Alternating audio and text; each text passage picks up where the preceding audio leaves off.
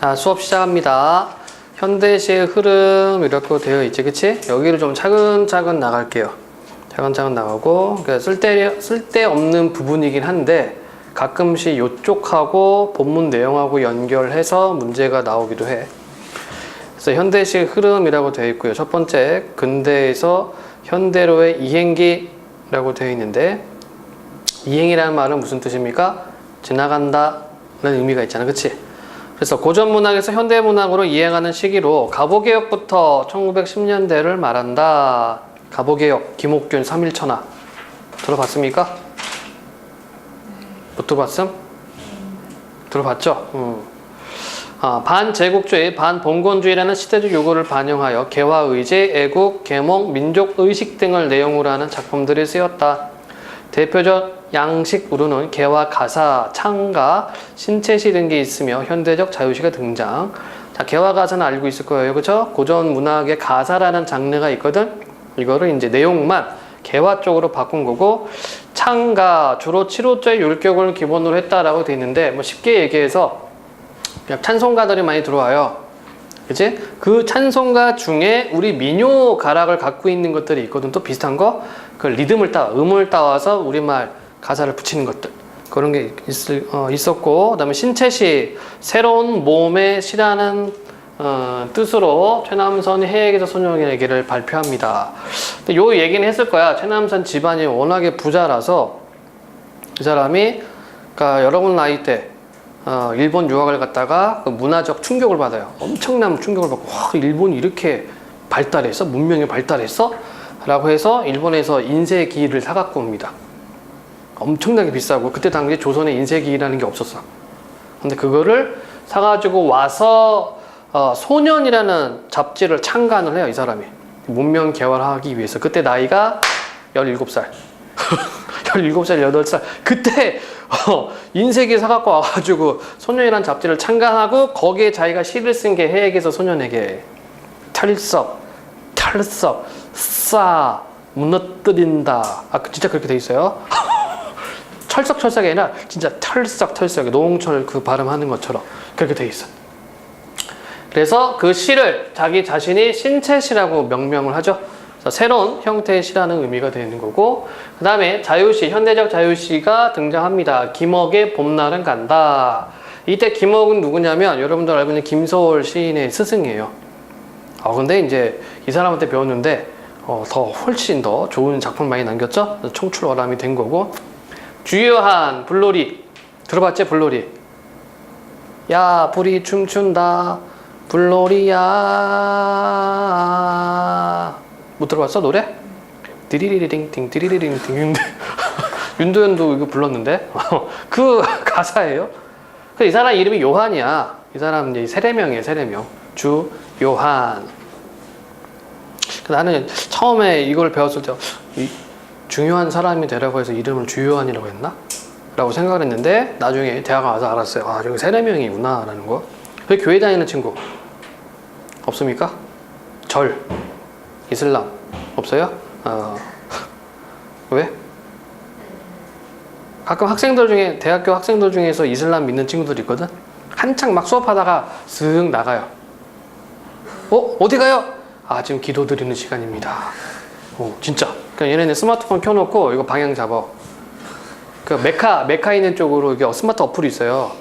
딱 잡고 거기다가 자기가 갖고 다니는 거 있거든. 꼭 그 피트니스 할 때 왜 그 까는 거 있잖아. 그런 비슷한 거, 양탄자 같은 거 쫙 깔고 이렇게 모자 쓰고 내가 기도해요. 그리고 한 15분, 20분 있다 다시 와. 처음에는 몰랐어요. 이거 뭐 하는 건지. 너 땡땡이 치는 거지? 아니, 기도하러 갑니다. 증거를 보여달라고, 증거를. 하더니만 자기가 기도하는 거 찍어서 갖고 왔어. 그 다음부터 믿었어요. 니들 기도해야 되는구나. 알았어. 출석 인정해줄게. 이렇게. 자, 1920년대죠. 자, 20년대가 되니까 어떻게 돼요? 서구의 여러 문해사조가 도입돼요. 사조는 흐름이란 말. 그래서 뭐 리얼리즘이랄지 뭐 이런 것들을 문해사조라고 그래요. 사실주의 또는 뭐 현상주의 뭐 등등등등. 다양한 작품들이 창작되었고, 동인지 출간으로 문단 형성되었다. 동인지, 이건 그러니까 동호회 사람들끼리 이렇게 뭉쳐가지고 소설 써서 내는 걸 동인지라고 그래요. 그러니까 이때는 아직까지 출판 인쇄라는 것이 이렇게 막 뻥 터질 때가 아니기 때문에 소위 말하는 지식인들끼리 모여가지고 글 써서 책을 냈거든. 그걸 동인지라고 그러고, 요거는 일본에서도 지금 많이 하죠. 동인지는 잘 모름?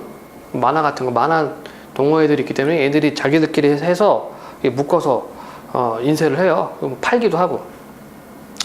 자, 동인지 출간으로는 문단위 형성, 20년대 중반부터는 사회주의 사상이 지식인들 사이에서 유행하면서 카프 문학의 창작. 자, 카프는 조선 프롤레타리아 문학가 동맹, 이걸 카프라고 그래요.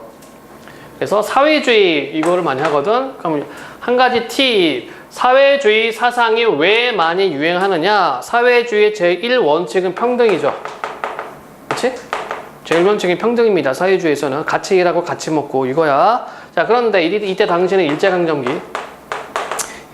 제국주의라는 것은 뭡니까?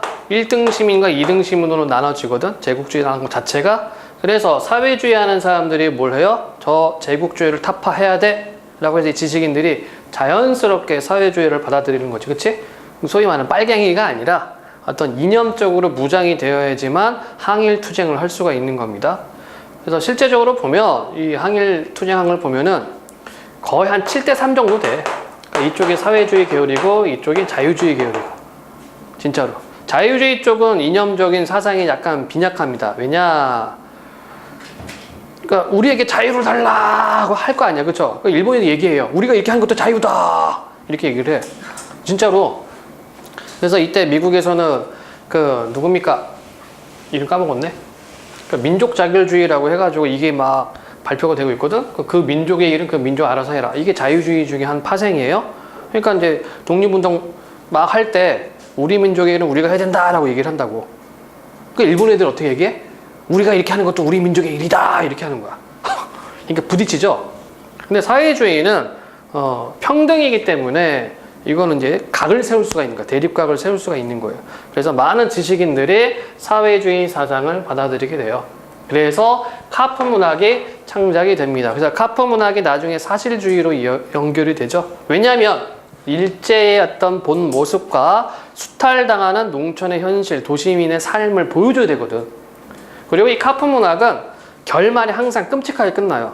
뭐 지주를 칼질러 죽이든가, 아니면 절을 불태우든가, 뭐 이런 식으로 살인, 방화 이런 쪽으로 결말이 끝나. 그리고 이에 대항한 민족주의 시가 대두된 한편, 최남선 아까 왜 있었죠? 되게 재밌는 게 최남선 하면은 위에서 신채시 이렇게 해서 뭐 문명을 받아들이자 했는데 다시 민족주의로 어디로 가요? 시조 부흥운동으로 턴하지. 이게 왜 그러는가 하냐면 외국에 있는 문학 사조들이 쭉 들어오다 보니까 생각한 거야. 우리는 뭐 없을까? 야, 우리 거는 좀 지켜야 될 텐데. 우리가 서양 애들 거를 따라가려니까 너무 힘들어. 전애들은 몇백 년 동안 지내온 문학인데 우리는 이거를 지금 따라할 수는 없잖아. 우리는 뭐 없지? 찾다 보니까 이걸 찾아요.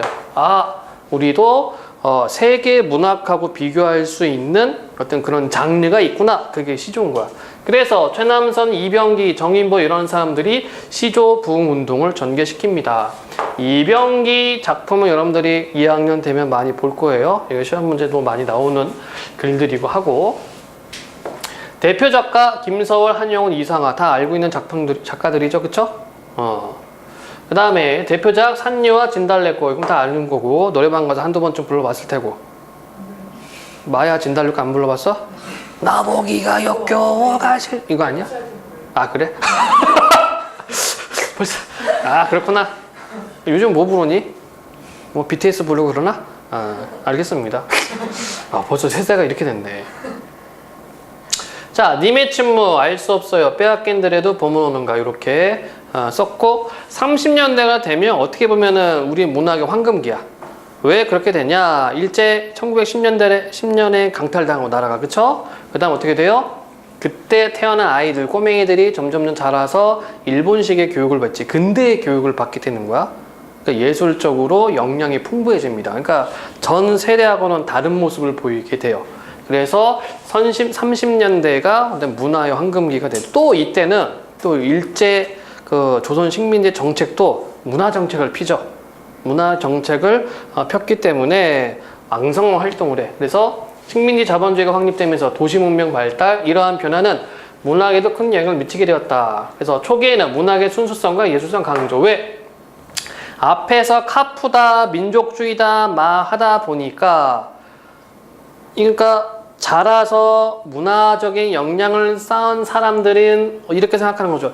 왜 문학을 저렇게 이용을 하려고 그러지? 문학은 순수해야 돼. 문학은 예술을 해야 돼. 이렇게 생각을 해요. 그렇다 보니까 순수성과 예술성, 그래서 순수시, 모더니즘시 이런 장르가 발달할 수밖에 없어요. 그리고 서구의 주지주의는 뭡니까? 자신의 의지를 쭉 말하는 거야. 그래서 대표적인 작품이 이때 시기는 아니고, 여러분들 그 김춘수의 꽃 알고 있지? 내가 그의 이름을 불러주기에는 단 하나의 몸짓에 지나지 않았다. 이게 주지주의예요. 자신의 주관적인 어떤 시각이나 관찰된 것을 관념화하는 걸 주지주의라고 하거든. 그리고 모더니즘 등이 도입되었고, 후기에는 생명파가 등장하였다. 그러니까 자연물을 노래하는 거. 그러니까 순수시, 모더니즘시, 생명파 이렇게 있죠. 그래서 대표 작가가 김영남, 박용철, 정지용. 그 다음에 모더니즘, 연계가 돼요. 연계가 돼. 순수시하고 모더니즘은 같이 연계가 되고, 특히 모더니즘은 이거 도시 문명하고 이미지즘. 그래서 시각적인 이미지를 굉장히 많이 써.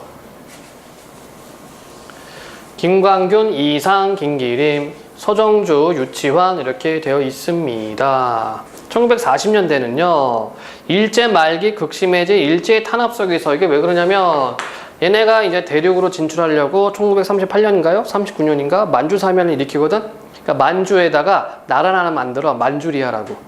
그러니까 만주국을 만들어요. 그리고 거기 초대 황제로 청나라 황제를 가지고 와. 그러니까 이미 청나라는 어떠니? 청나라가 깨지고 중국 공산당이 들어서면서 막 혼란에 빠지게 되거든. 그렇죠? 국민당하고 이렇게. 그러니까 마지막 황제는 좀 축출당한 상태죠. 그 황제를 갖고 와서 만주에다가 나라를 세워버려요. 그리고 또 어떤 일이 일어나? 1942년에 태평양 전쟁이 일어나지, 그치? 하와이를 공격해버렸죠. 네가 가라 하와이, 그지? 하와이 가본 사람 없네. 꼭 한번 가봐야 되는데, 그죠? 나 요즘 막 화산 터지고 막 지진 나고 이래가지고 가도 되나? 장난 아니더구만. 한 몇 달 전에 화산 터진 적 있었지, 그치? 막 지진 나고 화산 터져가지고 막 불바다 되고 그랬잖아요.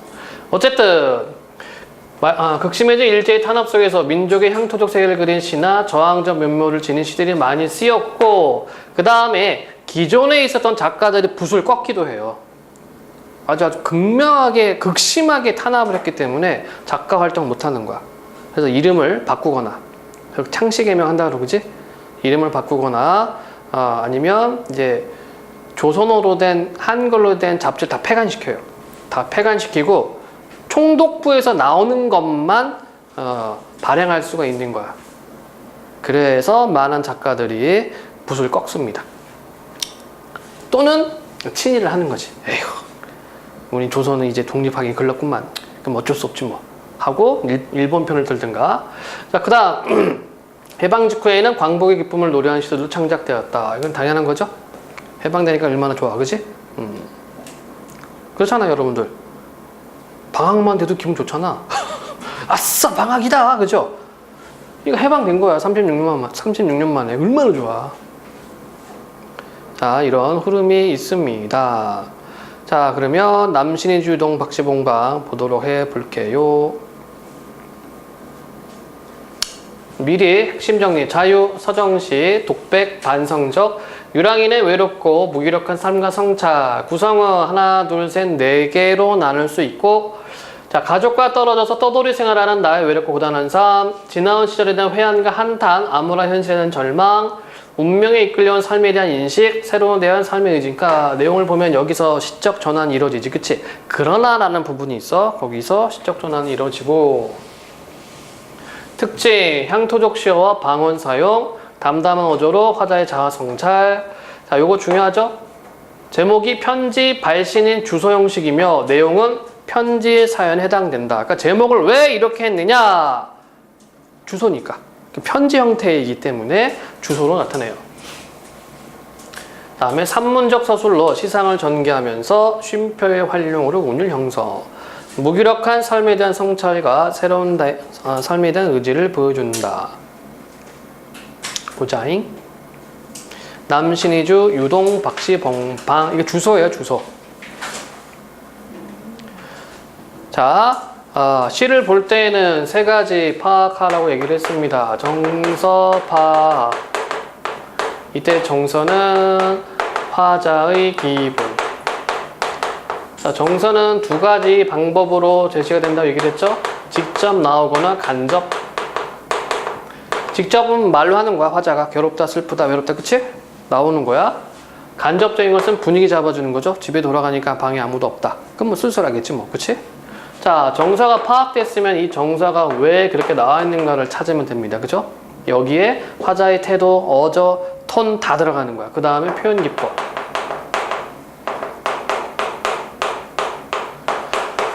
자, 보통 표현 기법은 다양한데 보통 많이 나오는 것은 먼저 비유법이 있고요. 그렇지? 비유에는 뭐가 있어요? 직유, 은유가 있죠. 직유는 뭐지? 여러분들이 잘 쓰죠? 뭐뭐 같은, 뭐뭐처럼 이런 개같. 그치? 많이 쓰잖아. 직유는 많이 쓰니? 친구들하고? 많이 안 해요? 방금 주영이가 째려보는데 은유도 많이 쓰죠? 상진아, 그치? 이런 개 쓰죠? 근데 A는 B다. 이게 은유법에 해당이 되는 거고, 그 다음에 의인법, 사람처럼, 그 다음에 화류법, 무생물을 생물처럼, 그 다음에 대유법, 일부분을 들어서 전체 표현하기, 뭐 머리부터 발끝까지, 한라에서 백두까지 이런 것들, 그 다음에 제유법, 이게 상징, 뭐 비둘기는 평화의 상징, 십자가, 기독교 이런 것들이 제유법이고요. 자, 읽어가면서 이런 것들 정리해주면 됩니다. 뭐 찾기 이렇게 어렵지 않아요. 그 다음에 역설, 거꾸로 설명하게 되는 거지, 그치? 이것은 소리 없는 아우성, 결별이 이룩하는 축복. 그래서 뭐 보통 이런 식으로 연결을 하죠. 그러니까 역설이란 말은 거꾸로 설명한다. 거꾸로 설명하는 방법이란 얘기야. 그래서 긍정문, 부정문, 부정문, 긍정문을 한 문장 안에 같이 놔요. 이것을 역설법이라고 하는 거고, 그 다음에 반어, 반대로 얘기하는 거, 그치? 접시를 깨트립니다. 엄마가 이야기를 하죠. 어이구 잘한다. 이런 식으로, 그치? 다 들어봤지? 상진아, 어렸을 때 뭐 장난치다가 혼났을 때 못 들어봤어? 어이구 잘한다, 참 잘한다. 못 들어봤니? 응? 자, 그 다음에 도치가 있죠? 문장 순서 바꾸는 게 있고, 그 다음에 서리법이 있고요. 서리법은 의문형으로 설명하는 방법, 그쵸? 이거는 보통 여학생들이 많이 쓰지? 아니야? 그렇지 않니? 재수없지 않니? 뭐 이런 거, 그치? 이거 맛있지 않니? 뭐 이런 거. 이런 게 다 서리법이에요. 그러니까 서리법을 쓰는 이유는 뭡니까? 공감 유도가 되는 거지. 공감 유도하면서 강조하기 위해서 쓰는 표현들. 그러니까 그런 게 있어. 여학생들이 뭐뭐지 않니? 이거 많이 쓰는 이유가 뭐예요? 함께 하려고 하는 습성이 강하다고 그러죠. 그쵸? 내가 갖고 있는 것을 좀 공유하거나 같이 하려고 하는 습성이 있기 때문에 쟤 재수없지 않니? 뭐 이런 거 많이 하잖아. 남학생들은 잘 안 쓰지. 야, 그거 맛있냐? 야, 이거 맛있지. 보통 이렇게 가는데 어쨌든 간에 재영이도 많이 쓰지?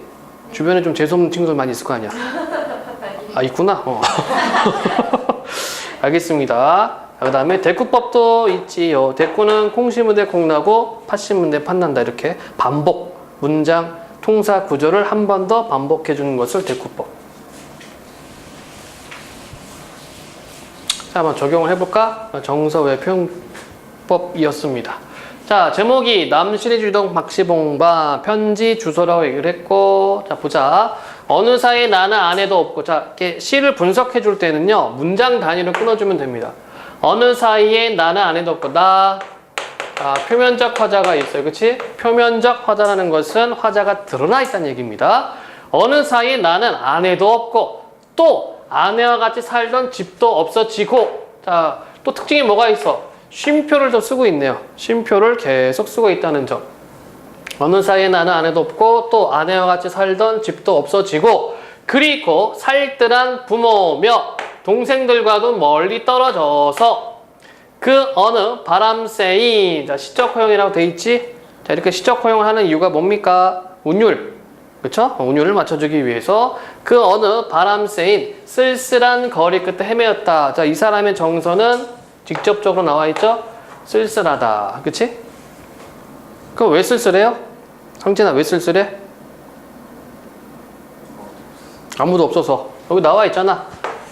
그래서 가족과 떨어져 있습니다. 가족과 떨어져 있어요. 그래서 쓸쓸하다는 얘기야.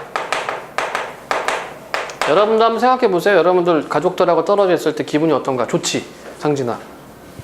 엄마 아빠 잠깐 오늘 내일 어디 갔다 올 거야? 예! 속으로, 그죠? 아니야? 밤새 게임해야지 뭐 이런 거. 겉으로는 그래요? 조심히 다녀오세요. 이러면서 속으로는 아싸 누구 부를까? 그런 생각 안 하나?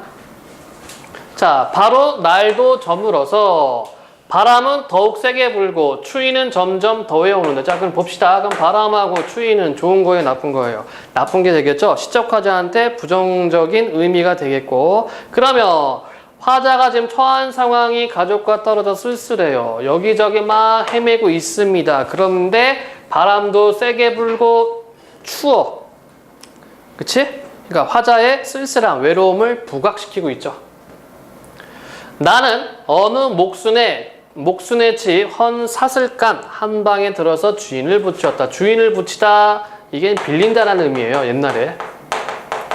한 방을 빌렸다는 얘기죠.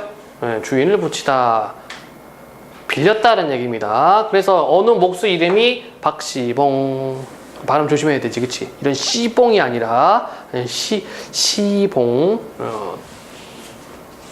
그래서 가족들과 떨어져 있는 자신의 처지를 드러내고 있습니다. 이리하여 나는 이 습내나는 춥고 누긋한 방에서, 뭐 여유롭다는 의미가 아니라 눅눅하다는 얘기가 돼. 요즘 비 많이 와가지고, 그쵸? 눅눅하지? 이불 덮고 자다 보면은 뭔가 좀 등허리가 뜨끈해지면서 뭔가 좀 축축한 느낌도 들고. 습내나는 춥고 누긋한 방에서 낮이나 밤이나 나는 나 혼자도 너무 많은 것 같이 생각하며. 자, 이렇게 생각하는 이유가 뭘까요? 방도 좁겠지, 그치? 혼자에서도 꽉 차니까. 그리고 자기 한 몸을 건사하기가 힘들어요. 자기 한 몸을 이렇게 좀 챙기기가 어렵다는 얘기죠. 디롱배기에 북덕불이라도 담겨오면, 디롱배기 뭐 이렇게 뚝배기 같은 그릇 있습니다. 조금 큰 거, 거기에 북덕불, 그러니까 작은 화로에다가 숯 같은 거 담아온다고 생각하면 되는 거야. 그러니까 얘는 좀 따뜻한 이미지가 되는 거지, 그치? 그럼 위에 있었던 바람과 추위라는 시어하고 대비되는 시어들, 디롱배기, 북덕불, 이거라도 담겨오면 이것을 안고 손을 째며 제 위에 뜻없이 글자를 쓰기도 하며. 왜 제 위에다가 끄적끄적해요? 심심해서. 할 일이 없잖아, 방 안에서, 그치? 뭐 요즘처럼 뭐 스마트폰이 있으면 뭐 게임이라도 한판 하든가 하면 뉴스라도 보든가 하겠는데, 옛날에는 아무것도 없잖아요. 그러니까 추우니까 불 하나 얻어와서 제 위에다가 그냥 끄적끄적 글씨를 씁니다. 또 문 밖에 나가지도 않고 자리에 누워서. 자, 여기에 관계되어 있는 사자성어 그냥 생각나는 김에 적을게요. 두문불출, 그쵸? 밖에 나가지 않는다, 이런 얘기지. 두문이 뭐냐면 이건 문지방이에요, 문지방. 그러니까 문지방 밖으로 나가지 않는다, 두문불출. 문 밖에 나가지도 않고 자리에 누워서 무기력해요. 생각해봐, 여러분 백수들, 노숙자들 생각해봐. 노숙자들 어떻게 하고 있어? 다 누워있지. 할 일 없으니까, 그죠? 이상하게 사람들은 할 일 없으면 눕게 돼. 성진아, 집에서 할 일 없으면 뭐하니? 이제 누워있지. 하연이도 그렇지. 희한해요. 그러다가 뭐해? 자죠. 희한해, 사람이. 아무 할 일 없으면 앉아있는 것도 아니야. 할 일 없으면 멀뚱멀뚱 이 새끼 뭐하니, 그냥 누워. 눕다가 이러다 눈 뜨면 한 두세 시간 훅 지나가고, 그지? 무기력한 거죠. 심심하기도 하고. 문 밖에 나가지도 않고 자리에 누워서 머리에 손깍지 베개를 하고 굴다 뒹굴기도 하면서. 나도 옛날에 이거 많이 했었는데, 그러니까 군대에 있을 때 말년병장 할 일 너무 없어요. 맨날 누워있는 거야. 그 군인 깔깔이 그거 입고 누워 있다가 이제 뭐 한 줄 알아? 불러요. 오늘은 저쪽으로 불러볼까? 짱짱짱짱짱. 그냥 밑에 이제 후임들 있죠? 막 불러면 다 피해. 다 피해요. 난 이제 의경을 나와서 이제 수경이죠. 백수경님 오십니다. 누가 딱 얘기하고 다 일어나. 맞으면 뒤진다이. 이거 막 이렇게 굴러댕겨요. 누가 하나 툭 부딪히면은 나 일어나가지고 엎드려. 괜히 애들 괴롭히고. 심심하니까. 이 사람도 뭐 하는 거야? 심심해요. 심심해. 그래서 벽에를 하고 뒹굴기도 하면서 나중에 상준이도 아마 그렇게 될 거다. 그죠? 형님은 군대 가야지. 군대 안 가니? 누나도 군대 가는데, 그지? 누나도 군대 가. 누나는 사관학교 있어요.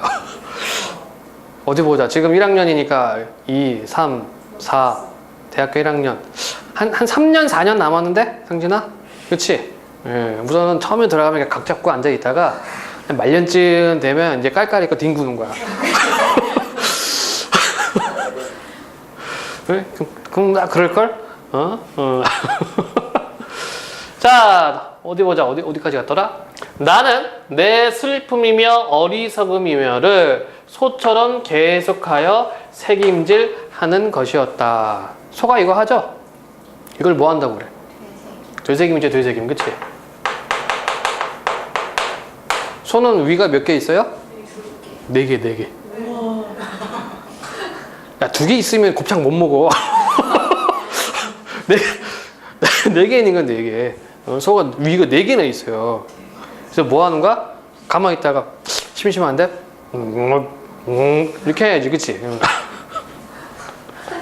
생각해봐. 소가 위가 2개만 있으면은 지금 곱창값 지금보다 한 2배, 4배 막 가격 오를 거예요. 그죠? 걔 누구야? 화사. 마마무 화사? 걔 때문에 뭐 곱창 대란이 일어났다며. 왜, 걔 그렇게 많이 먹었어? 맛있게 먹었어. 맛있게 먹는 게 방송에 나와가지고 사람들이 곱창집에 몰려가서 곱창 대란이 일어난 거야? 야, 무슨 허생이냐? 여러분들 허생전 보면 그거 나오지? 그치? 만냥 갔다가 좌지우지 하는 거. 그죠? 그래? 곱창 사업을 좀. 곱창 맛있나 근데? 의사들은 얘기해요. 곱창 먹지 말라고. 거기 그 더러운 거 그게 다 똥찌꺼기들 있는 건데 그걸 왜 먹냐 이거지. 곱창, 막창, 대창 이거 먹지 말라고 그래요. 근데 그 좋아하는 사람들은 그 꼬들거리는 맛을 못 잊는 거야. 꼬들꼬들거리는 맛하고 그다음에 구우면 이게 고소하거든. 거기다가 이제 참기름 그 깨소금 탁 찍어서 탁 소주 탁. 이야. 그 맛을 못 잊죠, 그 맛을. 나는 곱창 별로 안 좋아해서 그나마 다행입니다만. 곱창 먹어봤니, 지영이? 좋아해? 그렇게 생각나진 않아요. 그래요? 그럼 나중에 소주까지 같이 먹게 되면은 이제 생각이 나. 약간 날씨 좀 추울 때 배는 좀 그렇게 고프지 않은데 뭔가 좀 씹고 싶다. 막 이럴 때는 이제 생각나는 게 소주에 곱창이라고 해요. 근데 여학생들 곱창 많이 먹거든. 그거는 매운 닭발하고. 나 매운 닭발 왜 먹는지 모르겠어. 사연이 매운 닭발 먹냐? 매운 거 그러니까 짜증. 왜 먹는 거야? 그 송내 뒤에 보면은 매운 닭발이 쭈루루루 있거든. 그 중에서 유명한 집이 하나 있어요. 그 집만 사람 많아. 한번 갔는데 이해가 안 돼. 그걸 왜 먹지? 이게 막 비닐장갑 끼고 이렇게 조물조물조물 하면서 먹잖아. 콜라겐.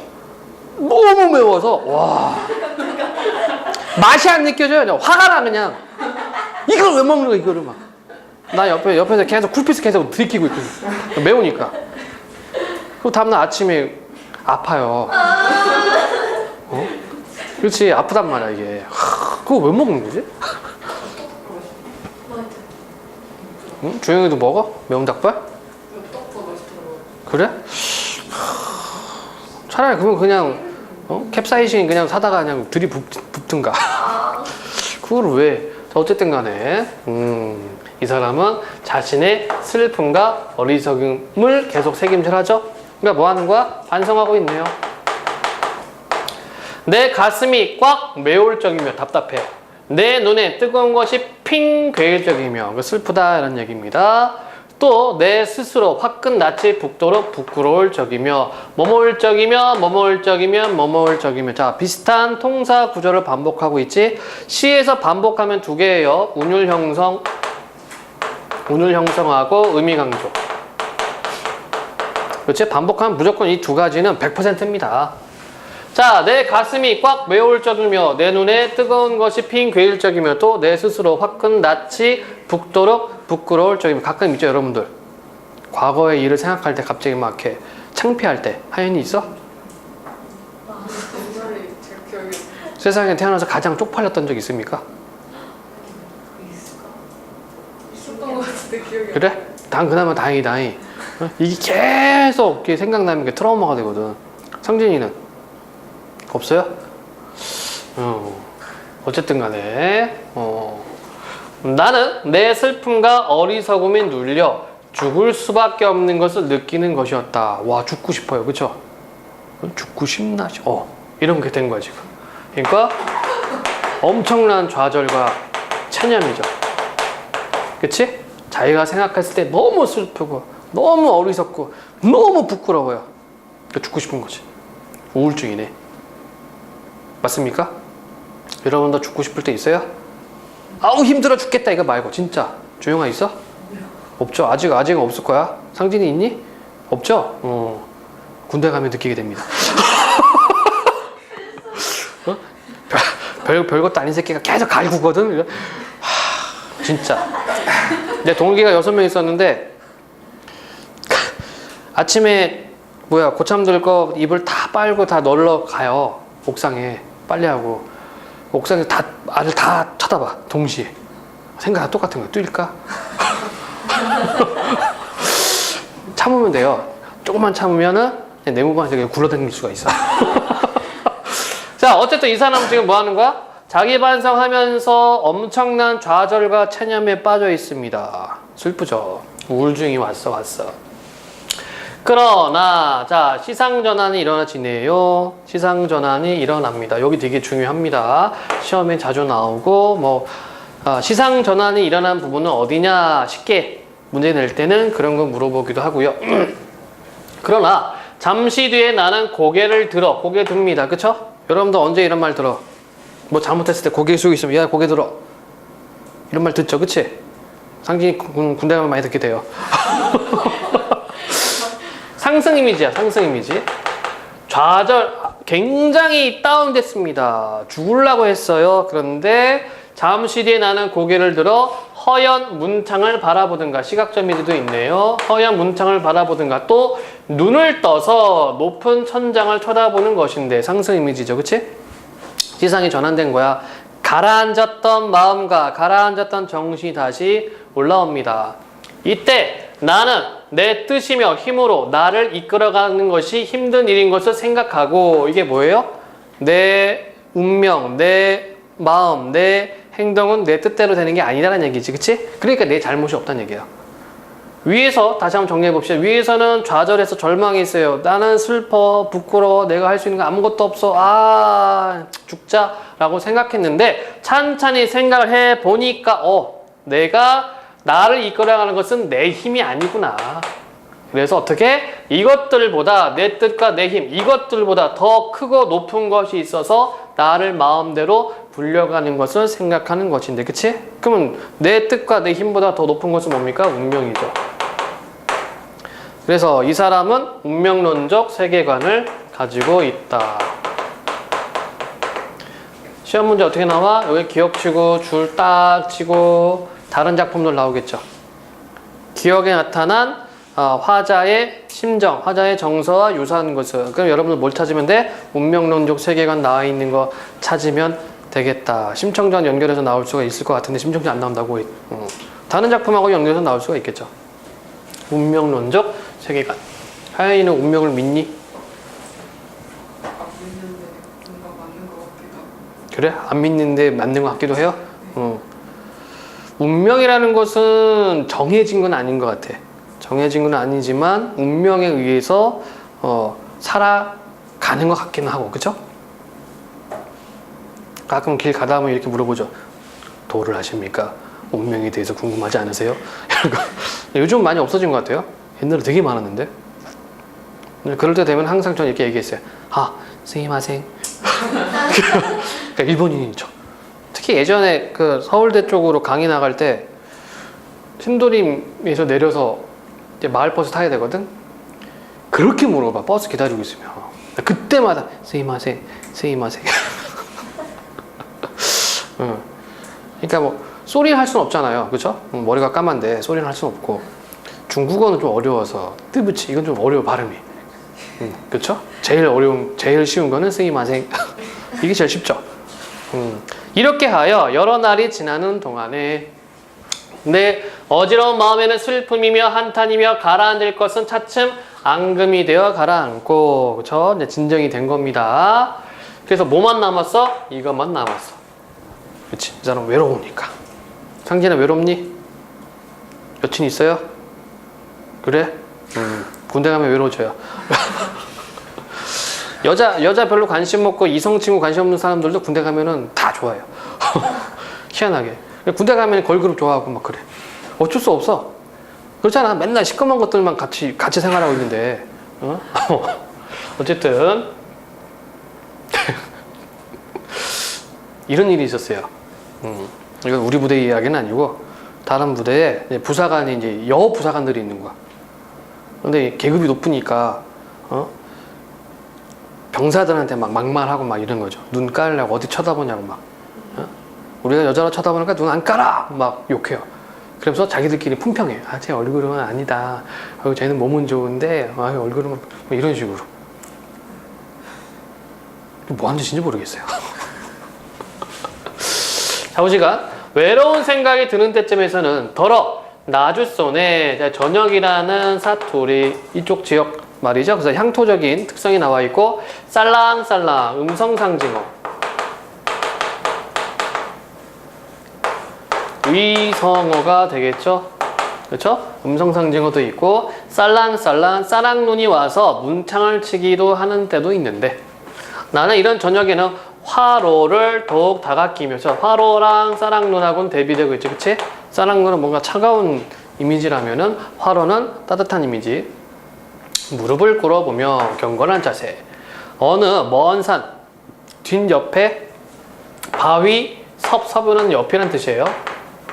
바위 근처에 따로 외로이 서서 어두워 오는데 하이안이 시각적 눈을 맞을 그 마른 잎새는 쌀랑쌀랑 소리도 나며 눈을 맞을 그 드물다는 굳고 정한 깨끗한 갈매나무라는 나무를 생각하는 것이었다. 자, 정리 다시. 이 사람 언제 외로운 생각이 들 때 뭘 생각해요? 이거. 외로울 땐 나를 불러가 아니라 외로울 땐 갈매나무를 생각한다. 직접 갈매나무 본 거야? 아니죠. 갈매나무 본 건 아니죠. 그러니까 외로울 때는 굳건하게 산속에서, 그쵸? 바위 옆에 외롭지만 우뚝 서서 눈을 맞고 있을 갈매나무를 떠올립니다. 그래서 의지의 표상 되겠죠? 견뎌내겠다는 외로움, 자신의 지금 어려운 처지를 견뎌내겠다고 하는 극복 의지를 보이고 있어요. 자, 여기 보면은 객관적 상관물이라고 되어 있지. 객관적 상관물이라는 말은 뭐냐면 어렵지 않아요. 나는 주관적이야, 그치? 나는 주관적이고 나 이외 모든 게 다 객관적입니다. 나를 둘러싼 모든 게 다 객관적이야. 그 중에서 나하고 관계를 맺고 있는 것을 객관적 상관물이라고 해요. 즉 하연이 주변에 있는 모든 게 다 객관적이다, 그치? 근데 하연이하고 관계를 맺고 있는 게 다 객관적 상관물이야. 안경, 뭐 옷, 가방, 뭐 책상, 뭐 여기 있는 친구들 다 객관적 상관물입니다. 이해됐죠? 질문 없나요? 질문이 없으면 확인 문제는 우리가 지난번 했기 때문에 지금 우리가 2바퀴째 도는 것이기 때문에 확인 문제 안 된 친구들은 숙제로 해 오시고요. 자, 시어의 특징과 기능 이쪽 분명 좀 더 보겠습니다.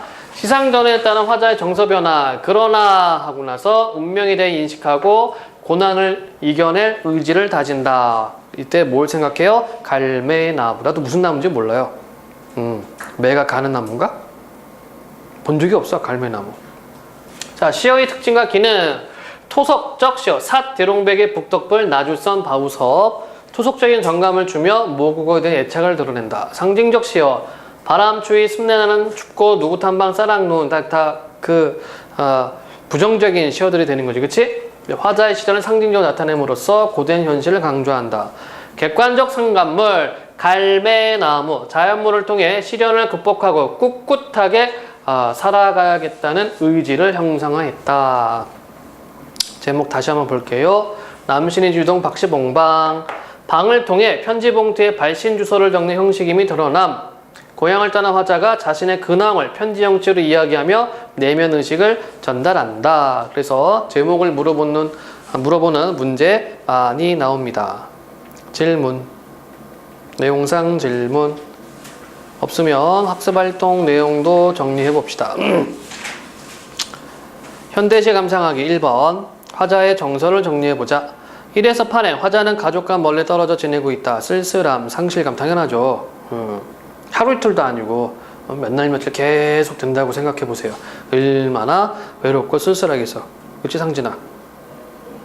누나도 처음에 학교 왔을 때 좀 많이 울었디? 힘들어서, 그치? 이상해. 똥공기 잡고 막 그래서, 그죠? 야, 거기도 밥 이렇게 먹냐? 몰라요? 한번 물어봐. 이게 즉각식사라고 사관학교 육사 들어가면은 처음에 학교 들어가기 전에 가입교라고 있어. 12월 말이나 1월 초에 들어가는데 밥을 이렇게 먹어요. 내가 그래서 거기 나왔거든. 밥을 무슨 먹는 게 아니라 모셔다 던지고 있잖아, 지금. 8명이 앉거든? 8명인가 12명인가 딱 앉거든? 근데 다, 식기도 다 끝에 다 정리해. 다 줄 맞춰서 두고 각 차려 있다가 그 이제 조교하는 애들이 이제 선배들이거든. 걔네들이 와가지고 이제 구령을 맞춰요. 뭐 이 음식은 뭐 조국에 어쩌고 뭐 세금 피와 땀으로 어쩌고 한 톨도 흘리지 말고 어쩌고 맛있게 식사하자. 자, 식사 시작한다. 직각 식사하면 다 이렇게 해야 돼. 직각 식사 이렇게 해요. 이 따로 먹는 게 아니라 앞에서 이렇게 이야기를 해주면 이렇게 먹는 거야. 이 새끼들이 이렇게 뻥친 거지. 분명히 밥 먹기 전에는 뭐 한 톨도 남기지 말고 세금 낭비하지 말고 했는데 낭비하고 있잖아. 이 막 던진다니까? 남기면 안 돼요? 없어, 그런 거. 다 먹어야 돼. 이제 다 먹는 게 아니야. 다 던지는 거야. 옷에다 생활복, 훈련복에 다 던져요. 그게 군기 잡는다고. 그래서 내가 생각했죠. 안 되겠다. 이거는 사람 사는 동네가 아니네. 그래서 첫날 상담했을 때 원래 여기 군기 잡고 군인을 양성하는 곳이니까 참아야 된다. 견뎌봐라. 해서 그 다음날 또 이직거리 하길래 그래서 일주일 만에 집에 갔어요. 자, 아버지한테 뒤지게 맞고. 상현이 혼나지. 그치? 아마 누나가 만약에 집으로 돌아왔으면 아버지도 혼났겠다. 그죠? 아닌가? 아버지가 얘기해서 힘들면 그만해. 그래요? 야, 누나 의지가, 야, 대단한데? 그럼 물어봐. 밥 이렇게 먹었는지. 그거 궁금하다. 공사는 이렇게 먹나? 어쨌든, 에이, 똥공기 아주 그냥. 자, 어디 보자. 그래서 1행, 8항에서는 쓸쓸함과 성실감이 남아있어요. 그 다음에 9, 10행에서는 무력감, 반성, 부끄러움이죠. 그쵸? 그래서 죽고 싶다. 이렇게 얘기를 했습니다. 그러다가 이제 시상 전환이 일어나서 이게 내 힘과 내 뜻으로 되는 게 아니구나. 어떤 운명이 나를 이끌고 있구나 라고 생각을 하죠. 그리고 나서 뭐예요? 이제 외로움만 남게 되고 어떤 그런 힘든 처지를 극복하기 위해서 갈매나무를 생각합니다. 질문이 없으면 다음 페이지를 보면은 3번만 보겠습니다. 갈매나무의 모습을 정리해보고 시작 화작의 갈매나무가 의미하는 것은 무엇인지 이야기해보자. 먼 산 바위 옆에 외롭게 서서 하얀 눈을 맞으며 서 있음. 자, 그런데 모습은 이건데 외롭게 서서 하얀 눈을 맞고 있지만 꿋꿋하게 서 있단 말이에요. 그 모습을 통해서 시적화자도 견뎌내겠다, 극복하겠다라는 의지를 나타낸다는 거야. 그래서 눈을 맞으면서도 의연하게 서 있는 갈매나무처럼 시련을 극복하고 꿋꿋하게 살아가겠다는 화자의 의지를 드러낸다. 자, 어디 봅시다. 4번은 이것도 봐야 되겠네요. 다음 설명을 바탕으로 하여 작가가 제목을 이처럼 정한 까닭은 무엇이며 어떤 효과를 주는지 써보자. 제목인 남신의주 유동 박시봉방은 편지 봉투에 발신 주소를 적는 형식이다. 즉 제목은 화자가 거처하는 주소지이며 여기 원래 이렇게 쓰면 틀려요. 원거지 맞춤법에 즉 그러나 이렇게 접속사 뒤에는 쉼표 쓰는 거 아니거든. 즉 제목은 화자가 거처하는 주소지이며 작품의 내용은 편지의 사연에 해당하여 작품 전체가 편지를 보내는 형식이다. 그치? 문제가 어떻게 나옵니까? 시 던져주고 이 글에 대한 설명으로 옳지 않은 것은 편지 형식을 딴 글이며 이렇게 가죠. 그쵸? 근데 좀 꽈내면 어떻게 가요? 뭐 자신의 내면을 드러낸 편지이며 이렇게 하면 틀리게 되겠지. 그치? 편지 형식인 겁니다. 편지가 아니고. 자, 제목을 정한 까다. 이 시 제목은 남신이주 유동에 사는 박시봉 씨 집에 거주한다는 의미로 편지 봉투에 쓰는 발신인의 주소에 해당한다. 고향을 떠나 유랑하는 자신이 새들어 사는 집을 발신지로 하여 편지를 보내는 형식을 통해 자신의 근황을 이야기하는 듯한 효과를 준다. 효과. 고향을 떠나 외롭고 무기력하게 살아가는 처지를 편지 형식을 통해 전달함으로써 시적화자 내면 의식과 정서를 효과적으로 드러내고 있다. 뭐 그렇다네요. 질문하십시오. 없나요? 다음 글을 읽고 이 작품이 지니는 문학사적 가치를 생각해보자. 자, 1930년대 이후 40년대는 일제 스타일로 농촌 현실은 피폐해져 갔다. 나쁜 놈들이죠. 일제놈들 아주 그냥 쓰레기 같은 새끼들 아주. 이러한 농촌을 떠나는 유민들의 고향 상실감과 유민은 사람 이름이 아니고 유랑민, 줄여서 유민. 유민들의 고향 상실감과 더불어 민족 해체의 반발작용으로 민족 공동체 의식을 담은 주제와 토속적 소재를 고수하는 작가들이 나타났다. 그럼 생각해봐요. 우리가 남과 북으로 갈라진 이유가 뭐야? 쪽발이 때문에 그런 거 아니에요? 일본인들 때문에. 그치? 이 새끼들이 들어와가지고 급작스럽게 물러가는 바람에 북쪽에는 소련군이, 남쪽에는 미군이 들어와서, 그쵸? 결국은 사상적으로 대립하게 됐지. 그치? 그러니까 얘네들이 안 들어왔으면 이런 일이 없잖아요. 아니면 아직도 그러면 이 시들이 왕하고 있으려나? 그건 모르겠거니와. 그죠? 자, 이 시에서 토속성이 드러나는 시어를 찾아보고 작가가 이와 같은 시어를 쓴 까닭은 무엇이 생각해보자. 토속성이 드러난 시어, 삿, 돌뱅이, 북덕불, 나주선, 바우서, 시어를 쓴 까닭, 토속적인 정감, 모국에 대한 애착을 드러내기 위해 사용, 우리 민족의 고유한 언어를 사용하여 공동체 의식을 고양하려 한다. 고양, 높을 꽃자, 양, 키운다는 얘기죠.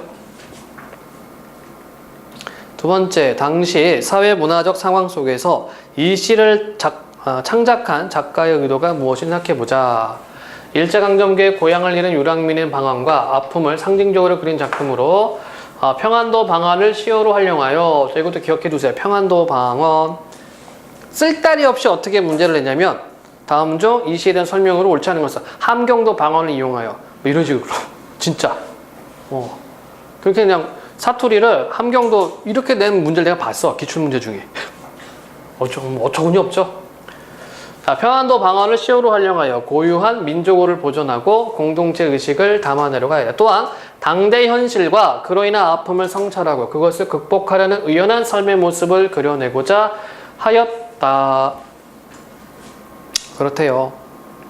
2번은 패스. 소단원 마무리. 읽어보시면 되겠습니다. 정리 역시 읽어보시면 되겠습니다. 질문 있음? 없나요? 자, 잠깐 쉽시다. 자, 봅시다. 자, 소단한 평가 문제 나와 있죠? 문제를 접근할 때에는 여러분들이 머리로 문제를 풀면 안 되고 항상 지문을 바탕으로 해서 문제에 접근을 해주셔야 돼요. 그리고 이렇게 보기가 있을 때 보기를 통으로 가는 게 아니라 전체적으로 가는 것이 아니라 끊어가야 돼. 정보별로 끊어서 하나씩 대입하면서 봐야 됩니다. 자, 이 시에 대한 설명으로 적절하지 않은 것은 산문적 진술로, 맞죠? 산문적인 진술이에요.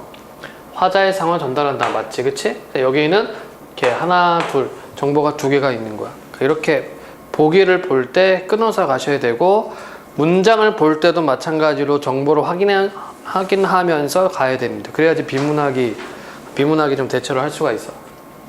그 다음에 시적 화자가 표면에 드러나 정서를 표출한다. 자, 시적 화자 표면에 있죠? 나 있었어. 그 다음에 정서를 표출한다. 이건 당연한 겁니다. 색채어를 사용해 시각적 이미지를 구체하고 있다. 색채어가 있니? 색채어? 하이하니 이런 거 있었죠. 그쵸? 시각적 이미지를 구체한다. 맞죠? 유사한 어미 반복으로 운율감을 형성한다. 유사한 어미 반복 있었죠? 뭐뭐 하고 없었죠. 고, 서, 그 다음에 며, 그 다음에 저기며 있죠? 있는 거고요. 역설적 표현은 없습니다. 그치? 자, 그래서 여러분들이 이제 보기를 볼 때 이거는 국어뿐만이 아니라 다른 과목도 역시 마찬가지예요. 정보를 하나씩 확인을 반드시 해주셔야 돼요. 처음에 연습을 할 때는 시간이 좀 걸리겠지만 익숙해지면은 빨리빨리 볼 수가 있습니다. 자, 2번. 이 시의 시상 전개를 보기와 같이 정리할 때 가, 라에 대한 이해로 적절하지 않은 것은, 자, 시상 전개 한번 정리를 해봅시다. 시상이라고 하는 것은 시의 심상이에요. 심상이라고 하는 것은 마음의 코끼리, 즉 이미지라는 뜻이 되고, 시에서 말하는 이미지는 시각, 청각, 후각, 미각, 촉각, 그리고 공감각 이렇게 생각하면 됩니다. 그러면 시에서 심상을 쓰는 이유, 즉 이미지를 쓰는 이유는 뭐냐면 구체적으로 전달하기 위해서.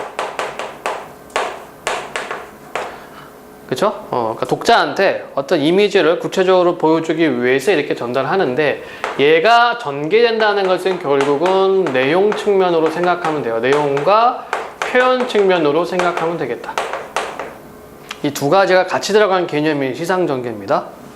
자, 그러니까 이 시는 크게 네 부분으로 나눌 수 있었지, 그치? 가 부분에는 우리가 어떤 거 있었습니까? 외로워, 쓸쓸해. 나 부분은 뭐예요? 괴로워, 죽고 싶어요.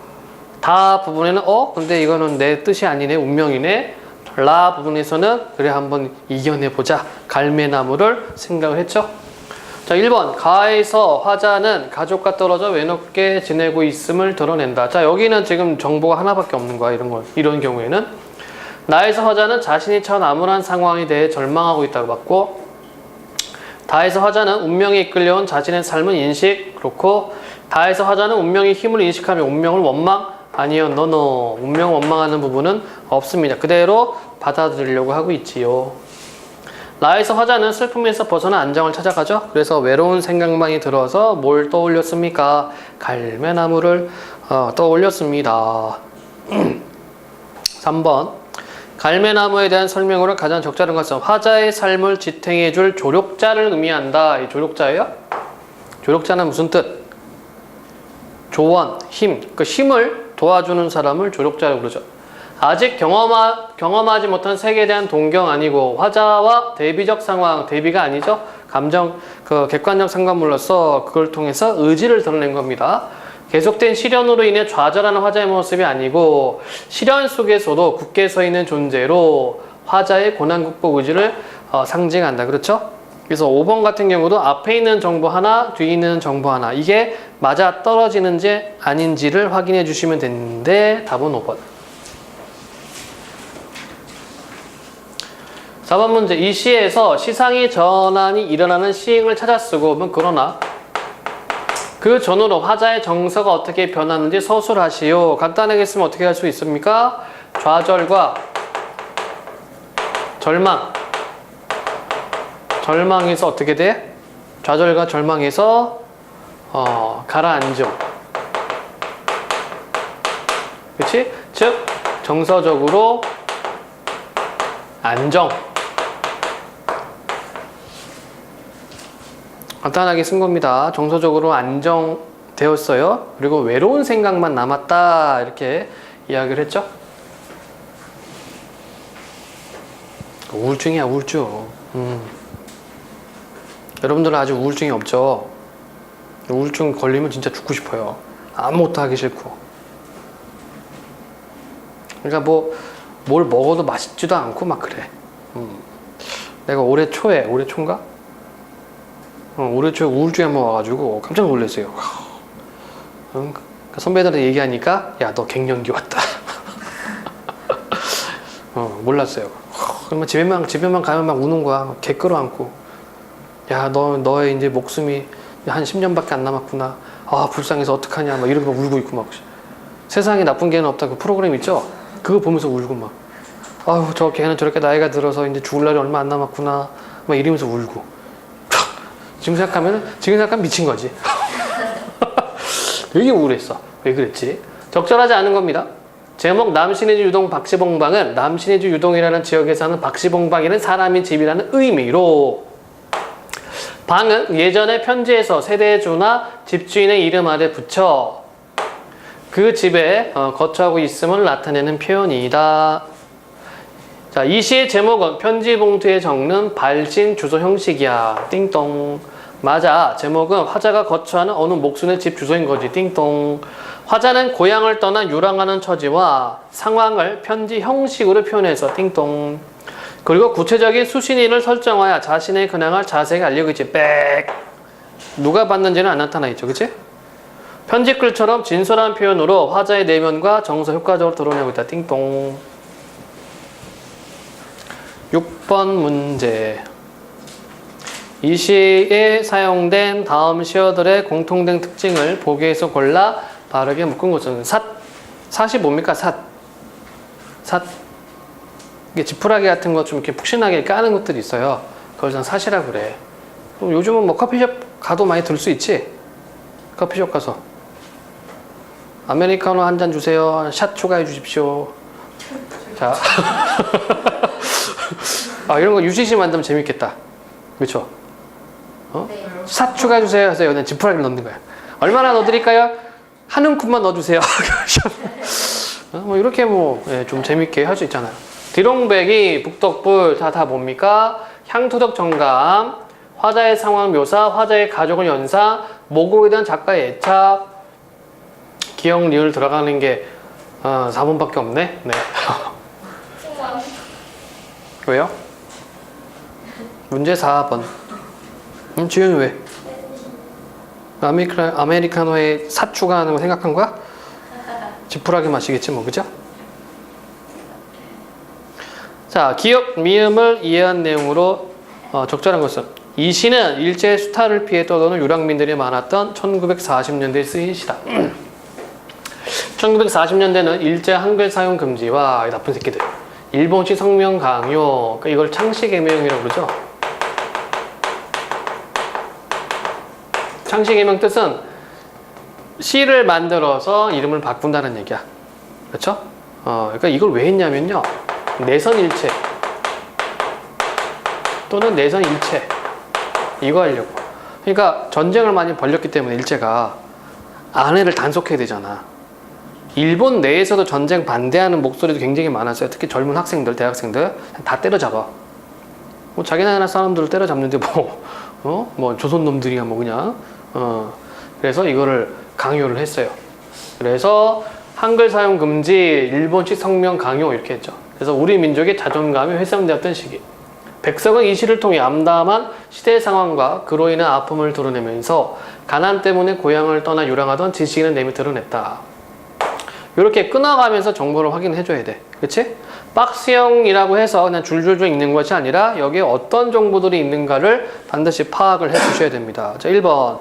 기억에서 고향 상실 속에서도 자존감을 추구한 지식인의 내면을 엿볼 수 있어. 기억이 뭐죠? 기억. 아내와 같이 살던 집도 없어지고 집이 없어졌는데 자존감을 추구하는 건 말이 안 되고요. 니은은 일제의 한글 사용 금지로 인한 괴로움을 보여주는군. 니은은 뭡니까? 뜻없이 글자를 쓰기도 하면 이거 심심해서 하는 거고요. 그 다음에 디귿은 지난 날을 반성하며 얻은 깨달음으로 감격하고 있는 모습이야. 디귿 내 가슴이 꽉. 이거는 반성하면서 답답한 마음이죠. 이게 감격하는 것이 아니고. 그 다음에 4번 리을은 암담한 시대 상황에 대한 화자의 저항 의지를 보여줘.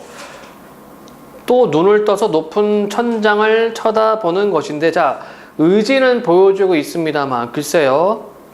5번 미음은 시대 현실로 인해 떠돌 수밖에 없는 무기력한 자아를 인식하는 태도를 보여줘. 미음 이때 나는 내 뜻이며 힘으로 나를 이끌어가는 것이 힘든 일인 것을 생각하고. 자, 그러면 가장 적당한 것은 뭘까요? 뭐가 되겠니? 어떤 거? 이 중에서 가장 적당한 건 뭐예요? 1번은 아니고 2번도 아니고 3번도 아니죠? 자, 확률은 50%. 흥진아 4번 암담한 시대의 상황에 대한 화자의 저항의지. 자, 이런 문제 풀려면 어떻게 돼? 얘를 이용해 줘야 되겠죠? 얘를 어디 있을까? 저항 없는데 없으면 없는 거다. 그렇죠? 다음은 5번이 되죠. 그래서 시대의 현실로 인해 떠돌 수밖에 없는 무기력한 자를 인식한다. 그러니까 내 힘이면 내 뜻으로 할 수 있는 게 없어. 어디랑 연결할 수 있어요? 암담한 시대의 상황과 그로 인한 아픔을 드러내면서 바로 이 부분. 가난 때문에 고향을 떠난 유랑하던 지식을 내미는 시. 내 뜻과 내 힘으로 할 수 있는 게 없다는 얘기야. 그치? 그래서 답은 5번으로 가죠. 자, 다시 한번 정리하자면 이런 문제 유형은요, 제껴나갈 수 있을 것만큼 제껴나가고, 그래도 잘 모르겠다 싶으면 박스에 있는 내용을 끌고 와야 돼. 박스에는 저항의지란 말이 없잖아. 그치? 이런 문제를 잘 하셔야 됩니다. 그 다음에 8번 문제. 이 시의 화자와 보기의 화자에게서 공통적으로 드러나는 태도 두 가지를 서술하시오. 자, 윤동주의 쉽게 써진 시 똑같아요. 정서 외 표현 기법이야. 인생은 살기 어렵다는데 시가 이렇게 쉽게 쓰여지는 것은 부끄러운 일이다. 반성하고 있어요. 그렇지? 자, 화자에게 공통적으로 드러나는 태도 두 가지. 반성적 자. 이거 하나 있고, 그 다음에 시를 보니까 인생은 살기 어렵다는데, 자, 그러면 현실을 인식합니다. 현실을 어떻게 해요? 힘들다고 인식하고 있는 거지. 그치? 즉 앞에다가 이 말을 더 넣어주면 되겠죠. 부정적 현실을 인식하고 있어요. 인생은 살기 어렵다는데 시가 이렇게 쉽게 쓰여지는 것은 부끄러운 일이다. 육첩방은 남의 나라, 창밖에 밤비가 속삭거리는. 육첩방, 이건 일본을 의미하겠죠. 다다미니까. 남의 나라 역시 인식하고 있어요. 현실은 인식을 하고 있습니다. 창밖에 밤비가 속삭거리는데, 밤비, 시간적 배경 드러나고 있고요. 등불을 밝혀 어둠을 조금 내몰고. 등불을 밝혀 어둠을 내몬다. 등불하고 어둠은 대비되고 있죠. 그치? 등불은 밝은 건데 어둠은 어두운 거니까 대비되고 있고, 조금 내몰고. 시대처럼 올 아침을 기다리는 최후의 나는 나에게 작은 손을 내밀어. 자, 볼까요? 시대처럼 올 아침을 기다리는 최후의 나. 의지적인 태도를 보이고 있다. 나는 나에게. 이때 나는 누구? 이 나. 나에게. 여기는 부끄러운 나. 작은 손을 내밀어 눈물과 위안을 잡는 최초의 악수. 그래서 자아가 화해했네. 화해. 자, 더 추가하자면 결국 이 작품 뭡니까? 현실적 자아하고 그 다음에 긍정적 자아 또는 본질적 자아라고 합시다. 본질적 자아가 화해하는 거죠. 그럼 시적 내용에서 현실적 자아를 어떻게 파악할 수 있습니까? 부끄러운 자아. 그치? 본질적 자아는 어떻게 파악할 수 있습니까? 등불을 밝혀 어둠을 내몰고 아침을 기다립니다. 그쵸? 그래서 의지적 자아.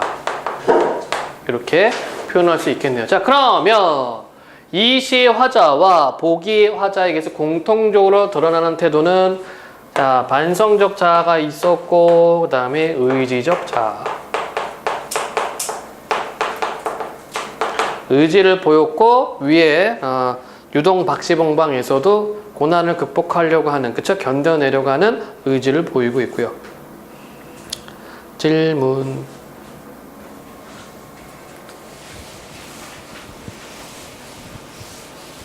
옛날 시인들 시가 더 좋은 것 같아요. 요즘 시는 시 같지도 않고 말장난하는 것 같고, 그치? 자, 이렇게 해서 정리가 될 수 있겠습니다. 어디 보자. 뒤에 보면은 배경지시 플러스라 해가지고 이제 백석 작품들이 있거든요. 이것도 좀 같이 볼게요. 연계될 수가 있으니까 같이 보고, 나와 나타샤와 흰 당나귀 색채 시어가 들어가 있죠. 그치? 그러니까 시 볼 때는 제목부터 보고 들어가야 됩니다. 제목이 시적 대상이거든. 전략이라는 말은 앞에 생략이라는 얘기고요. 눈은 푹푹 내리고, 이걸 통해서 알 수 있는 거는 계절적 배경을 알 수 있고요. 겨울. 나는 자 표면적 화자가 있고요. 나타샤를 생각하고, 자 눈 내릴 때 나타샤를 생각하고 나타샤가 아니 올 리 없다 믿음이 있네요. 언제 벌써 내 속에 고조건이 와 이야기한다. 누가? 나타샤가. 진짜로 온 게 아니지, 그치? 그냥 믿고 있는 거야. 믿고 있으니까 그 사람이 내 속에 와서 나한테 이야기를 해줄 거야 라고 파악하고 있어요. 산골로 가는 것은 세상한테 지는 것이 아니다. 세상 같은 건 더러워 버리는 것이다. 자, 그럼 이 사람이 어디? 산골로 가고 있네. 그쵸? 언제? 눈 내릴 때. 그러면서 누구 생각해요? 나타샤. 나타샤가 누군지 모르지만. 눈은 푹푹 나리고, 자, 반복하고 있죠? 반복하면은 운율 형성이 된다고 얘기를 했고요. 의미 강조가 된다고 얘기를 했습니다. 아름다운 나타샤는 나를 사랑하고 어디서 흰 당나귀도 오늘 밤이 좋아서 응앙응앙 울 것이다. 울을 것이다. 응앙응앙 음성상징어 있죠? 당나귀가 어떻게 울어요? 응? 하연아, 당나귀 울음소리 들어봤어? 주영이는? 어떻게 울지, 당나귀가? 힝? 그건데 진짜 사나이다. 해리. 당나귀가 힝야 힝야 이렇게 하나? 이렇게 오는 거 아닌가? 힝야 힝야. 어쨌든 여기다 응앙응앙 온대요. 자, 이 시의 화자는 가난하고 쓸쓸한 사람이다. 화자는 나타샤를 사랑하지만 현실에서는 그 사랑을 이루기 어렵다. 산골로 가려는 화자 행위는 더러운 현실과 타협하지는 않겠다는 의지다. 또한 세상 같은 건 더러워 버리는 것이다에 여기에는 그의 행위가 더러운 현실을 능동적으로 버리는 것임을 강조한다. 눈, 나타샤, 흰 당나귀 등의 이국적인 이미지를 통해 화자는 깨끗함에 대한 의지와 사랑의 환상을 형상화하고 있다. 특징, 몽환적 분위기, 그쵸? 나타샤, 러시아 사람인가 보네요. 그리고 특정 식구의 반복과 변형 이렇게 되어 있죠. 변형은 약간 바꾸는 겁니다. 다 바꾸는 것이 아니라 살짝 바꾸는 것들. 전체 내용이 안 나와 있어. 이 정도만 정리를 하고요. 그 다음에 낡은 집도 한번 봅시다. 이용학 다른 작품. 역시 정서외 표현기법이에요. 그가 9살 되던 해에 사냥개 꿩을 쫓아다니는 겨울. 이제 배경 나와 있죠? 계절적 배경. 이 집에 살던 7 식솔이 어디론지 사라지고 이튿날 아침 북쪽을 향한 발자국만 눈 위에 떨고 있었다. 발자국만 눈 위에 떨고 있었다. 화류법 들어가 있죠? 자, 어떤 상황입니까? 누군지 몰라요. 친구겠지, 그치? 9살 되었는데 얘네 집 가족들이 뭐 했다? 북쪽을 향한 발자국만 눈 위에 떨고 있었다. 북쪽을 향해 갔다는 얘기네요. 야반도주 했구나. 자, 보통 북쪽은 만주를 의미합니다. 아까 잠깐 얘기했죠? 만주 사변 일어나고, 그치? 그러니까 조선 일제강점기에서 사람들이 먹고 살기 힘드니까 뭘 하냐면 자꾸 북쪽으로 가는 거야. 그때 이제 러시아를 아라사라고 얘기를 했고요. 그래서 이쪽에 간도, 이쪽으로 많이 가요. 원래 간도는 청나라하고 조선하고 그 중간지대거든. 근데 땅은 평평한데 사람 안 살아. 벌판입니다. 벌판. 벌판이에요.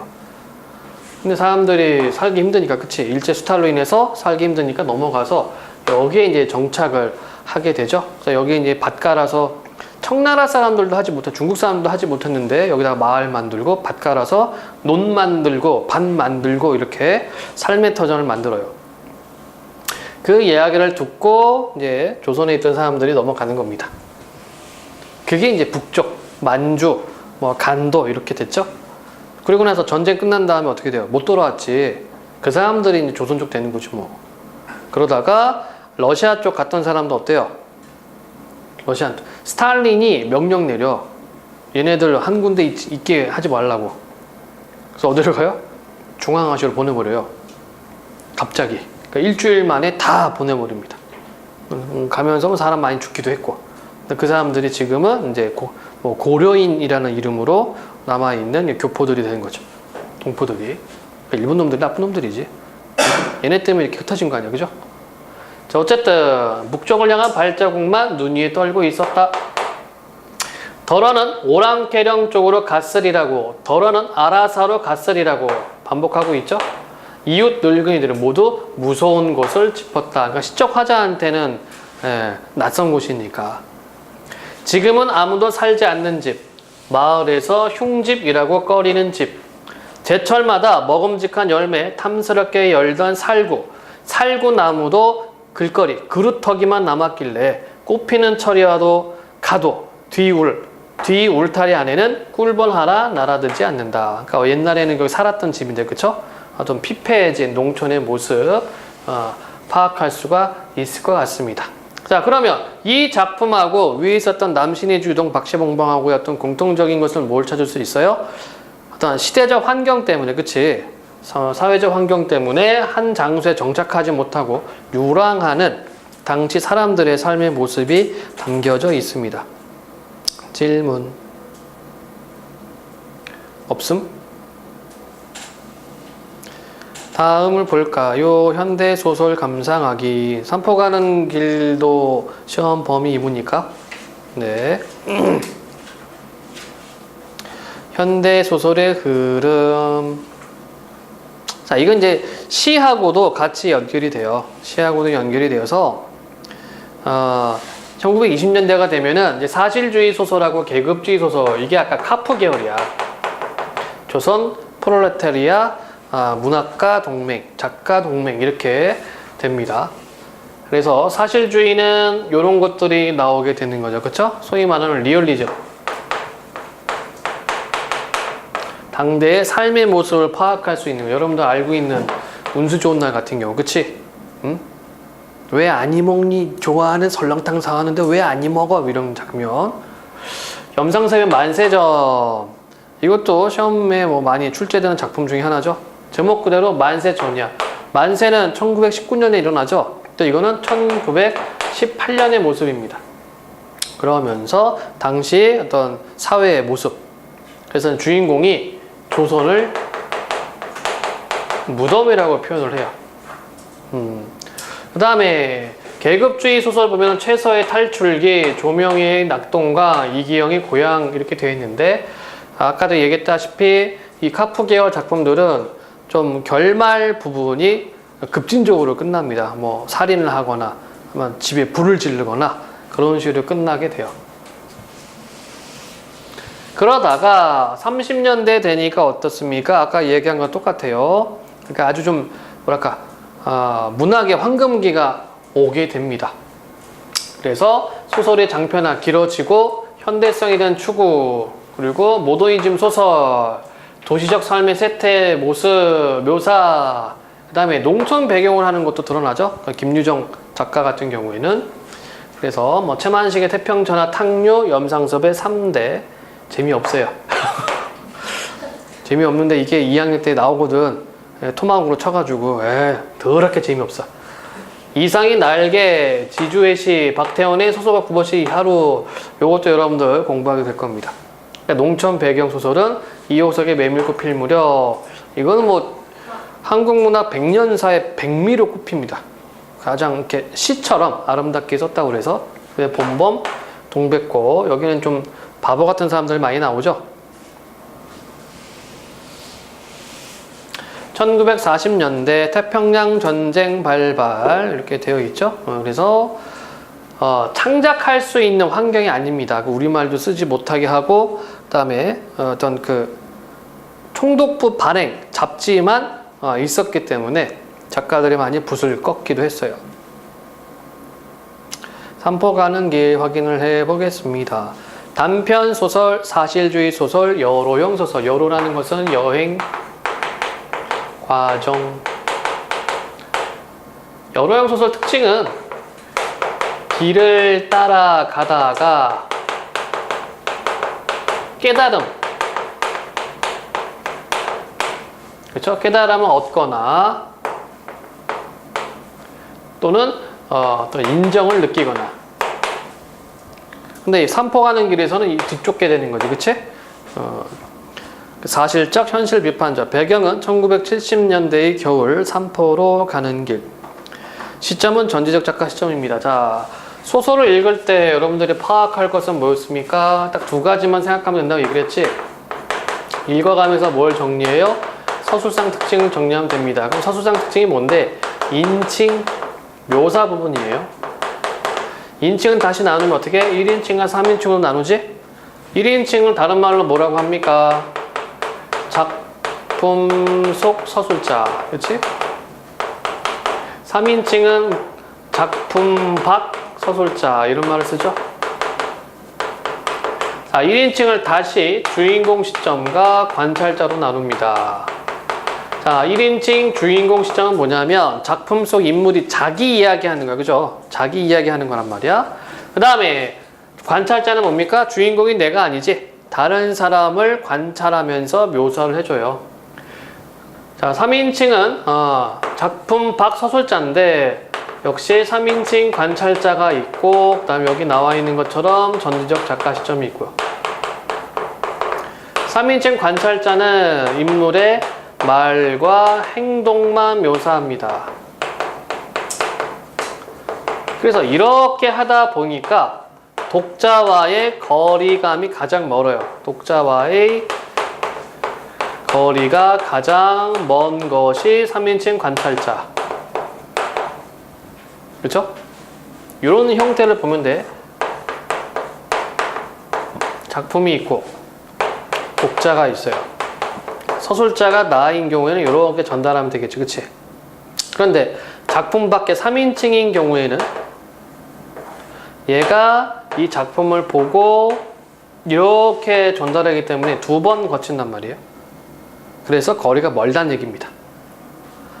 자, 전지적 작가 시점은 말과 행동 묘사뿐만 아니라 심리 묘사까지도 하죠. 전지가 완전 전에 알지자, 그러니까 다 한다 이런 얘기죠. 신적인 위치에 있다는 얘기예요. 그리고 묘사 부분에는요, 인물 묘사하고 배경 묘사 체크해주면 돼요. 그 다음에 두 번째로 읽어가면서 뭘 해줘야 되느냐? 끊어 읽으시면 됩니다. 끊어 읽기. 그러면 어떻게 끊느냐? 세 가지 기준. 시간 달라지면 끊고, 공간 달라지면 끊고, 새로운 인물 나오면 끊고. 그러면서 뭘 하시냐? 인물 정리하시면 됩니다. 이게 소설을 감상하는 방법이고 문제 풀 때도 도움이 많이 되죠. 이건 모의고사든 뭐 내신형이든 아니면 뭐 수행평가든 다 이런 방식이야. 이렇게만 해도 웬만큼 문제를 풀 수가 있습니다.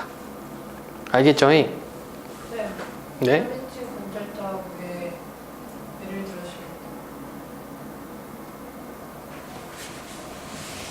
써줄게요. 예문을. 자, 봐. 1인칭은 어떻게 들어가니?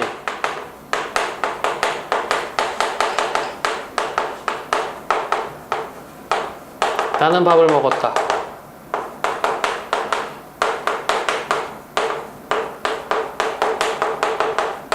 나는 주영이가 밥 먹는 것을 보았다.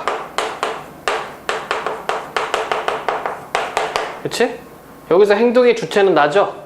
만약에 소설이라고 치면은 이게 1인칭 주인공 시점이라는 얘기야. 여기는 밥 먹는 게 누구야? 주인이죠. 나는 그냥 볼 뿐이지. 이게 1인칭 관찰자라는 얘기고요. 3인칭인 경우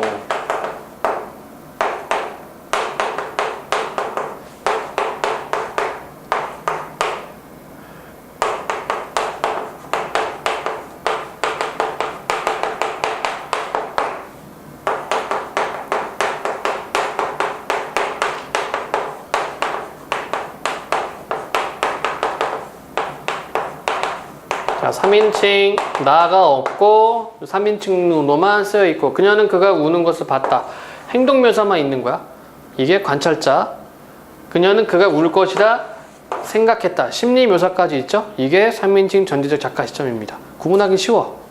그래서 소설을 읽어가면서 나가 있는지 없는지 따져주면 되고요. 나가 있으면 지 이야기하는지 아니면 다른 사람 이야기하는지 구분하면 됩니다. 나가 없으면 심리 묘사 있는지 없는지 구분하면 돼. 쉽죠? 자, 서술상 특징 묻는 문제는 반드시 한 문제 이상 나오게 되어 있어요. 수능 문제에서. 굉장히 중요하고요. 자, 그 다음에 제재는 고향을 잃고 떠도는 민중들의 삶, 구성 있고 그 다음에 특징, 간결한 문장과 대화, 행동 묘사를 통해 사건을 전개, 여러 소설의 구조를 통해 주제를 형상화, 여운을 남기는 방식으로 결말 처리를 한다. 즉, 열린 결말이라는 얘기죠. 뒤에 어떻게 되는지 안 알려줌. 그죠? 독자로 하여금 궁금증이 일어나게 합니다. 그래서 주제는 산업화 과정에서 소외된 민중들의 애환과 연세대학교 간다는 게 아니라 함께 해요. 이런 얘기지. 이런 개그 좋아하는구나. 하연이는 졸린데. 하연이 많이 졸려? 네, 뭐 시간도 얼추 늦어가고 있고, 그렇지? 잠 오는 시간이기도 하죠. 어디 봅시다. 한번 분량을 좀 살펴보고 오늘 읽어낼 수 있는지 없는지도 좀 따져보고.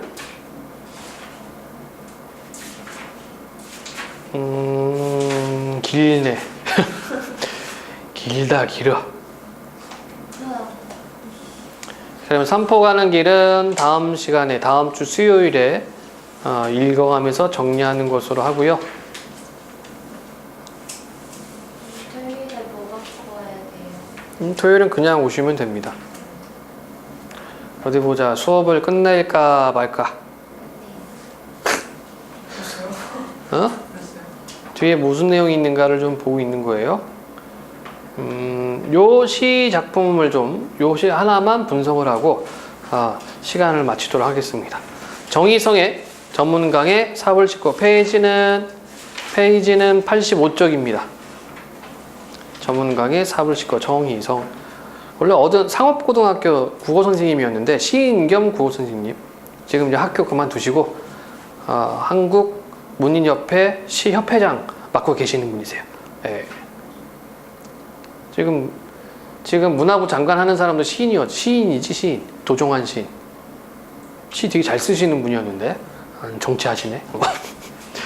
갈래는 자유시 서정시, 성격은 성찰, 회고, 특징, 한과 비애가 담긴 절제된 어조로 노래한다. 자연물의 상징성을 부여하여 삶과 결부시킨다. 시간의 흐름에 따라 시상을 전개한다. 주제는 노동자의 고달픈 삶의 비애. 전문강의 삽을 싣고. 자, 봅시다. 정서 외 표현기법이었죠. 흐르는 것이 물뿐이랴. 자, 여기 나와 있는 표현법 뭐가 있니? 여기 서리법이 있죠. 흐르는 것이 물뿐이랴. 물뿐만이 아니라는 얘기죠. 그래서 알면서 묻는 방법이 서리법. 우리가 저와 같아서 자, 표면적 화자가 드러나 있죠. 우리가 저와 같아서 우리가 저는 뭡니까? 물. 강변에 나가 삽을 씻으며 거기 슬픔도 퍼다 버린다. 자, 그러면 시적화자의 정서는 어떻다? 슬픔. 그치? 그리고 삽을 씻으며 이걸 통해서 뭘 알고 있습니까? 이 사람 노동자구나. 자, 거기 슬픔도 퍼다 버린다. 또 여기 쓰인 표현법은 뭐가 있나요? 추상의 구체화가 들어가 있죠? 슬픔은 추상적인 건데 이것을 퍼다 버린다. 구체적으로 이야기를 하고 있다.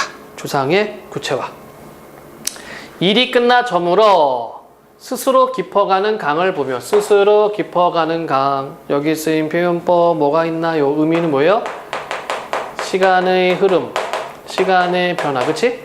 그러니까 저녁 때 강을 보면 어두워지니까 강이 깊어 보입니다. 점점 깊게 보이죠?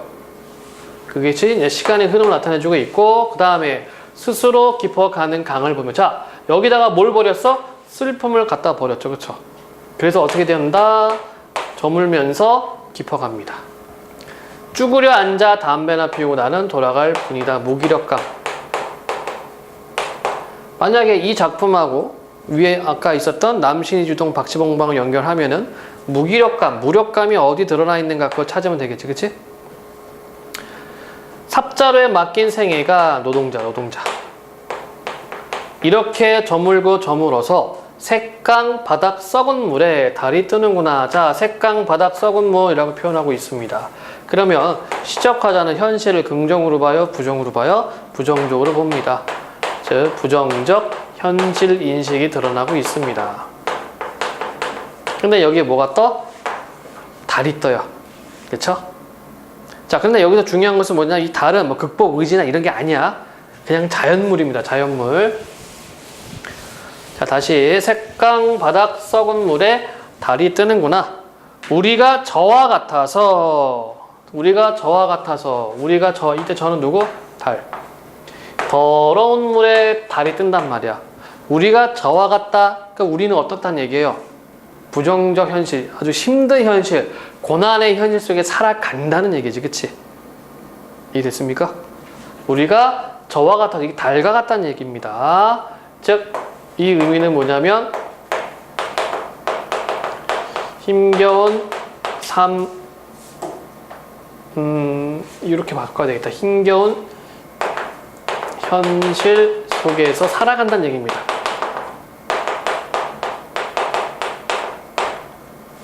색강 바닥 썩은 물에 달, 힘겨운 현실 속에 우리, 이렇게 되는 거야. 그렇지? 우리가 저와 같아서 흐르는 물에 삽을 싣고, 그래서 왜? 살아가야 되니까 먹을 것 없는 사람들의 마을로 가난 다시 어두워 돌아가야 한다. 굉장히 어때요? 부정적 현실입니다. 이걸 어떻게 거부하는 게 아니죠? 다시 돌아간대요. 이것을 수용하네, 받아들입니다. 어쩔 수 없어. 자, 그러면 이 작품은 극복 의지가 있습니까? 없습니까? 극복 의지 없어요. 그냥 사는 겁니다. 그렇죠? 그래서 만약에 유동박시봉방하고의 공통점과 차이점 이렇게 말하면 공통점은 뭐가 되는 겁니까? 부정적 현실을 인식했다는 점, 무력한, 그러나 이전에 무력한 삶의 모습을 보인다는 점은 공통적이지만 차이점은 뭐가 되는 거야? 이 사람은 극복 의지가 없어요. 그냥 견디는 거야. 그치? 그런데 박시봉방에서는 어때요? 극복 의지를 보이고 있었지. 갈매나무를 통해서. 그쵸? 그런 차이가 있겠습니다. 질문 없나요? 그러니까 시를 볼 때는 정서의 표현기법 쭉쭉쭉 읽어가면서 정리만 해주시면 됩니다.